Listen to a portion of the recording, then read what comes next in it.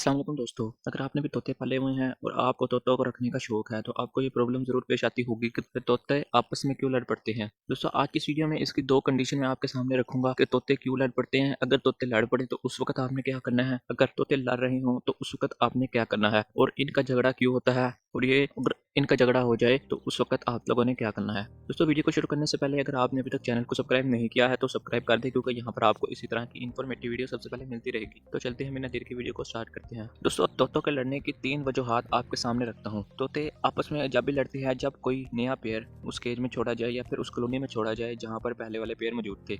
आपने एक कॉलोनी बनाई 10 पेयर्स की, जब और वहाँ पर उस कॉलोनी में छोड़ दिए। जब वो नए पेयर उस कॉलोनी में जाएंगे, जो पहले वाले पेयर हैं वो उनको मारना शुरू कर देते हैं, क्योंकि जो पुराने वाले पेयर हैं वो उनकी मटकियों पे जाके बैठते हैं या फिर उस लोकेशन पे बैठते हैं जहाँ पर पहले वाले तोते मौजूद होते हैं, जिससे उनको नागवार गुजरता है और वो आपस में लड़ते हैं। और इस सिचुएशन में वो एक दूसरे को काफ़ी ज़्यादा ज़ख्मी कर देते हैं और ज़्यादातर एक्सपायर भी हो जाते हैं। दूसरी वजह ये हो सकती है कि आपने जो मटकियों की तादाद रखी है वो बहुत ही ज़्यादा कम रखी है।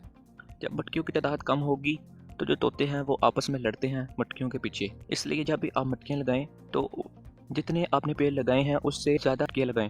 अगर आपने 10 पेड़ रखे हैं तो 15 मटकियाँ अपने कॉलोनी में लगाएं। ये सिचुएशन बहुत ही ज़्यादा फेस करनी पड़ती है लोगों को और बाज़ औक़ात तो वो इसको समझ ही नहीं पाते हैं। इसलिए जब भी आप लोगों ने अपनी कॉलोनी में सेटअप लगाना हो तो जितनी तादाद में आपने तोते रखे हैं उससे थोड़ी सी ज़्यादा मटकियाँ आप उन्हें प्रोवाइड करें। और एक बात का ध्यान रखें, जब भी आपने कोई कॉलोनी वगैरह बनानी हो तो वहाँ पर एक साथ ही तोते उस कॉलोनी में डालें। अगर आप अलग-अलग करके डालेंगे तो तब भी वो एक दूसरे को काफ़ी ज़्यादा ज़ख्मी कर सकते हैं। तो दोस्तों तोतों के लड़ने की जो तीसरी वजह ये हो सकती है कि केज या फिर कॉलोनी का बहुत ही ज़्यादा छोटा होना।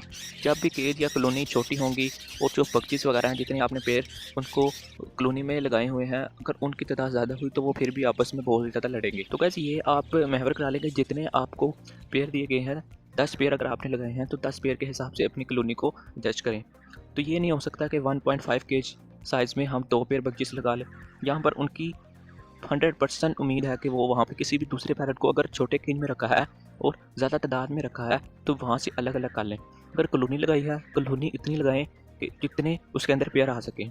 अगर आपकी कॉलोनी इतनी है कि उसके अंदर 5 पेड़ आ सकते हैं आराम से, तो आप वहाँ पर 5 पेड़ ही रखें। अगर आप ज़्यादा लगाने की कोशिश करेंगे तो वो आपस में लड़ते हैं, एक दूसरे को ज़ख्मी करेंगे और इस चीज़ का आपको नुकसान ही होगा और ब्रीड भी अच्छी नहीं आएगी, क्योंकि जब वो एक दूसरे से लड़ते हैं तो अपने अंडे बाज़ औक़ात फेंक देते हैं एक दूसरे के डर से। इसलिए जब भी आपने कॉलोनी लगानी है तो आपने उतनी ही लगानी है जितने आपके पास जगह रिक्वायर हो, लोकेशन रिक्वायर हो। ये बहुत ही ज़्यादा प्रॉब्लम फेस करते हैं लोग कि छोटी कॉलोनी लगाते हैं और उसके अंदर जो पेड़ रखे होते हैं वो ज़्यादा रखे होते हैं, जिसकी वजह से जो न्यू चिक्स जब भी पैरेट्स के निकलते हैं, जब वो बाहर आते हैं तो वो चिक्स को बहुत ही ज़्यादा मार देते हैं पैरेट्स। इसलिए आपका काफ़ी ज़्यादा नुकसान होता है इससे। तो अब हम इनके सॉल्यूशन की तरफ आते हैं कि अगर पेड़ की लड़ाई हो जाए उस वक़्त आपने क्या करना है।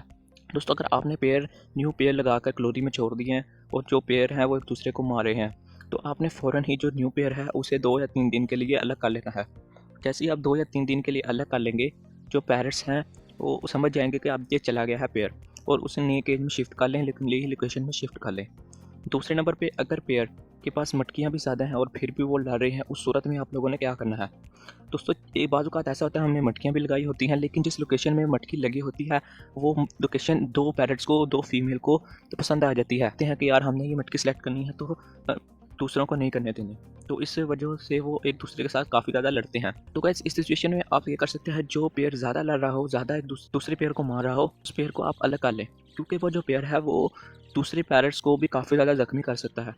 और एक और बात याद रखें, जिस पेयर ने अगर ब्रीड की हो अलग केज में, अगर आप उसके साथ दूसरे पेयर को लगाएंगे या फिर किसी और एक मेल लेके आए आप या फीमेल लेके आए, या बाहर से आपको मेल या फीमेल मिले और आपको लगा कि यार मेरे पास तो जगह नहीं है तो अब मैं इसी वाले केज में इस पेयर को छोड़ देता हूँ, तो आप यहाँ पर एक चीज़ का ध्यान रखें कि वो जो फीमेल है वो उसको बहुत ही ज़्यादा ज़ख्मी करेगी इस कंडीशन में जब उसने एग्स ले किए हों।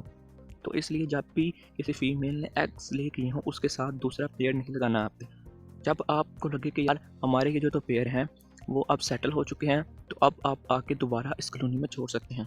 और तीसरी वजूहत जो कि मैंने बताया कि कॉलोनी वगैरह का साइज़ छोटा होना, तो वहाँ पर आप इसका साइज़ इंक्रीज़ करें या फिर उन पेयर्स को अलग कर लें।